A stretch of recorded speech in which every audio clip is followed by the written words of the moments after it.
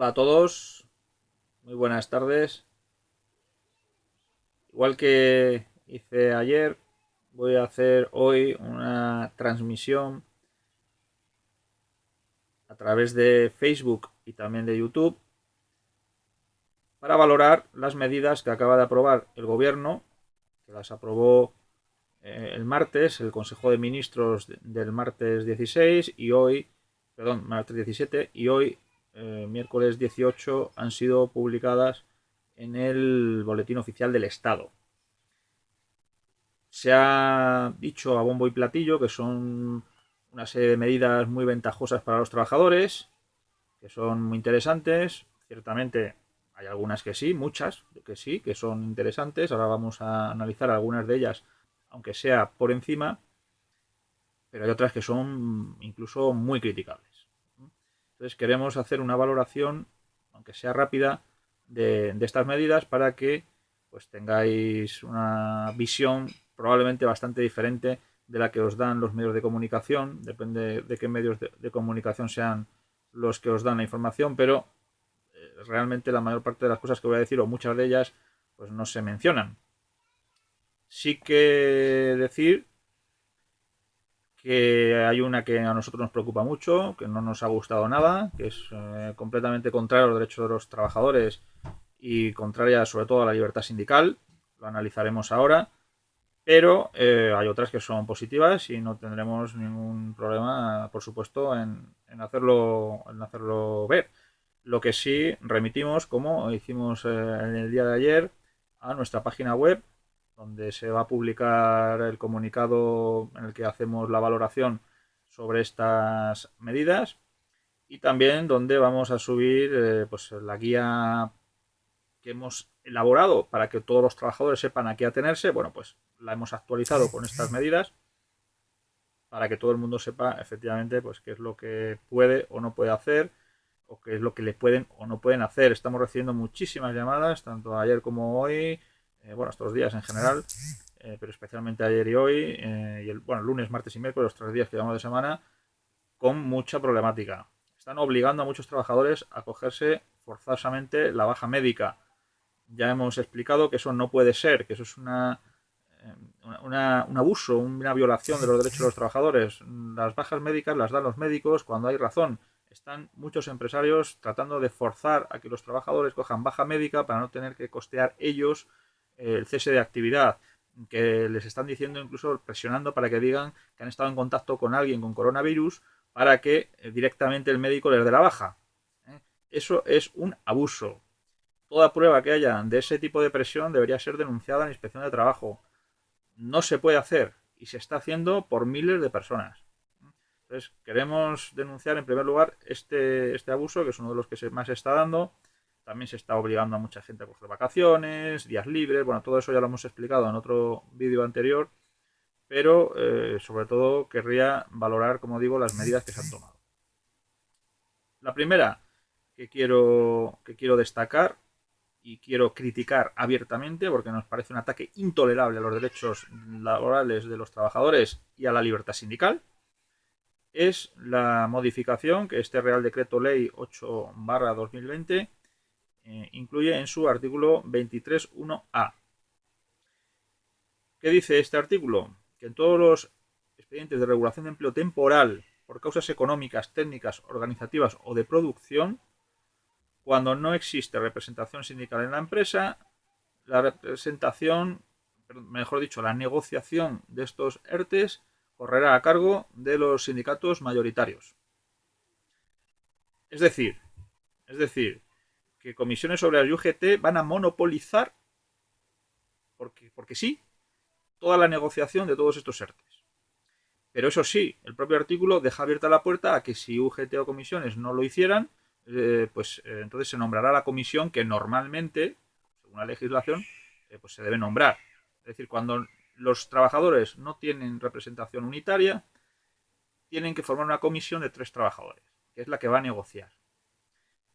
O pueden delegar en los representantes de los sindicatos mayoritarios esa negociación. Es decir, son los trabajadores los que tienen la facultad de asumir por sí mismos o de ceder a los sindicatos mayoritarios esta negociación.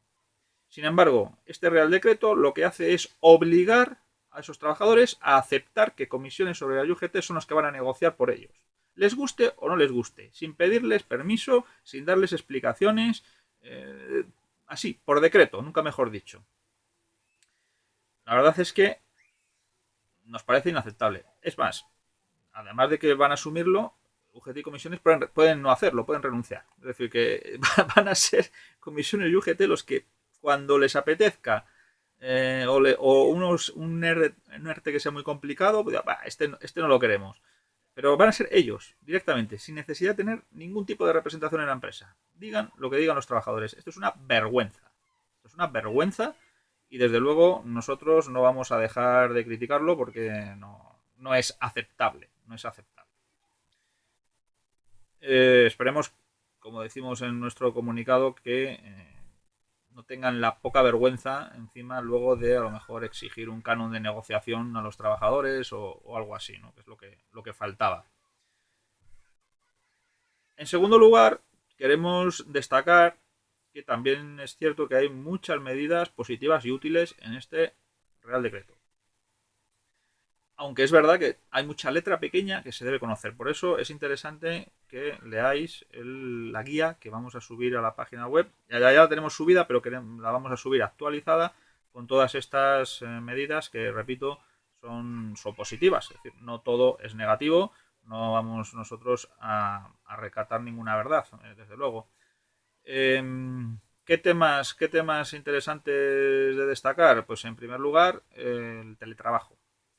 El teletrabajo, en estas circunstancias, no es que sea obligatorio en el sentido de que al final el trabajador pues, puede negociarlo, es decir, no se puede imponer el teletrabajo al trabajador, pero sí que es obligatorio que la empresa lo establezca. En todos los lugares, en todos los centros de trabajo o en todos los tipos de trabajo en los que el teletrabajo sea admisible, obviamente. Hay muchos puestos de trabajo donde es admisible, bueno, pues allí se deberá ofrecer. Mientras dure toda esta situación de alarma, se deberá ofrecer. No es que se pueda, se deberá. Entendemos que eso es positivo, porque hasta ahora pues las empresas podían ofrecerlo o no. Evidentemente, pues, el trabajador no está obligado, tampoco está obligado a poner sus medios de trabajo, es decir, su propio ordenador, su propio teléfono, etcétera, pero puede ser que al trabajador efectivamente pues le interese. Bueno, pues cuando le interese podrá aceptarlo, incluso poniendo sus medios si la empresa no dispone de ellos, porque está obligada la empresa a ofrecerle ese tipo de oferta de teletrabajo. Bien, esto por lo tanto entendemos que es lo primero a destacar positivo. También en cuanto a la reducción voluntaria de jornada, decir que se quitan los topes. Había unos topes hasta ahora entre el 12,5% como mínimo y el 50% como máximo. Bueno, pues este Real Decreto elimina esos topes. Por lo tanto, entendemos que también es algo positivo. Tener en cuenta que se trata de reducción de jornada para atender a familiares directos de hasta segundo grado o incluso indirectos de hasta primer grado. Por lo tanto, en este sentido, también destacar esta medida que nos parece, como digo, muy acertada. También hay otras medidas respecto a la adaptación voluntaria de jornada, que también están contempladas expresamente. Me saltaba respecto a la reducción voluntaria de jornada, hay que tener en cuenta también que se ha cambiado el plazo. El plazo que había 15 días de preaviso obligatorio pasa a ser de 24 horas mientras dure esta situación. Eso es importante. Eso es importante. Como digo, adaptación de jornada también. Dice en este sentido el Real Decreto, o facilita el Real Decreto la adaptación de jornada de una manera, digamos, más aceptable de lo que estaba antes, mientras, como digo, persista esta circunstancia. En cuanto a los expedientes de regulación de empleo, ya he dicho vamos, que nos parece bastante mal eso de tratar de monopolizar por parte de los sindicatos mayoritarios, comisiones y UGT, esa negociación, pero sí que hay otras medidas más razonables. El procedimiento se abrevia bastante, aunque sigue habiendo para los casos de fuerza mayor, se diferencia mucho entre los casos de fuerza mayor y los casos de razones económicas, organizativas o de producción o técnicas. Se declara como de fuerza mayor cualquier cierre de empresa obligado por esta circunstancia del estado de alarma. Hay que tener en cuenta que no se van a poder acoger al estado de alarma todas aquellas empresas que no tienen ninguna obligación de cerrar. Eso hay que tenerlo también en cuenta. Ahí es donde entrarán las razones económicas, organizativas, de producción, etc. Decir que todos los trabajadores afectados por estos ERTES durante este tiempo de de estado de alarma, pues no van a consumir el paro, lo van a poder utilizar sin que cuente, por decirlo de alguna manera. Tampoco van a tener que tener un periodo mínimo de cotización. Todo esto es bastante destacable y positivo. En cuanto a la exoneración del pago de las cotizaciones empresariales a la seguridad social, incluidos los ERTES iniciados antes del día de hoy, van a contar de todas maneras a efectos del trabajador como cotizados. O sea, en ese sentido, no va a haber ningún problema para el trabajador a tenor de lo que se ha aprobado. Si es verdad que estas exoneraciones de la cotización no es ni para todas las empresas ni para todos los ERTES de la misma manera. Es decir, las empresas de menos de 50 trabajadores tendrán una exoneración del 100%, pero las de más de 50 trabajadores, 50 o más, la exoneración es del 75%. Y luego también tener en cuenta que afecta a los ERTES por fuerza mayor. Esto también es importante porque no va a afectar a los que no sean por fuerza mayor o no tengan que ver con esta situación. En cuanto, en cuanto a otras cuestiones que son destacables, lo hemos comentado en nuestro comunicado. La primera es el abandono total y absoluto de los trabajadores autónomos. Se ha vendido mucho que van a poder acceder a la prestación por cese de actividad, pero es que eso ya estaba aprobado, es decir, esto no es una cosa de ahora, ya existía. Se habla de ayudas, de moratorias en cuestiones de cotizaciones, etcétera, pero las condiciones para todo eso son pues, prácticamente que el autónomo esté en quiebra, esté en la ruina, es decir, que demuestre una reducción de ingresos del 75%, etcétera. Es decir, no es preventiva para evitar que se hunda, sino una vez que ya está hundido, pues poder acogerse a algunos de estos beneficios. Eso sí, el de la exoneración del pago de las cotizaciones a la seguridad social, la cotización de autónomos, tan cacareada eso de que se ha dicho de que se les iba a hacer pagar en función de lo que ingresaban, bueno, pues ahora que van a ingresar cero, se supone que por coherencia se les debería exigir que cotizaran cero, pero no va a ser así. Es decir, quedan absolutamente abandonados o prácticamente abandonados. Todo lo que se ha dicho de beneficios para los autónomos es falso. Es falso. No lee el Real Decreto y al final las ayudas, repito, salvo que esté en absoluta quiebra, pues no le van a servir de nada al autónomo. Va a tener que cerrar el negocio, va a tener que seguir pagando alquileres, pagando hipotecas, pagando la cuota de autónomos, todo exactamente igual, sin que el gobierno pues, haya decretado ningún tipo de ayudas. Luego también decir, finalmente, ya con esto termino, que se han aprobado otra serie de medidas y ayudas de tipo no laboral. Pues, estamos hablando de temas de hipotecas y de exoneración de los impuestos a la electricidad, etcétera, que bueno, son prolijas, hay que tener en cuenta que son 46 páginas el boletín oficial, y ahí hay muchas otras medidas o ayudas, pero en cuanto a lo que se refiere a los trabajadores, decir que prácticamente ninguno se va a poder acoger a ellas. ¿Por qué? Porque, salvo alguna muy concreta, en general todas, el nivel de renta que se exige para poder acceder a ellas es mínimo.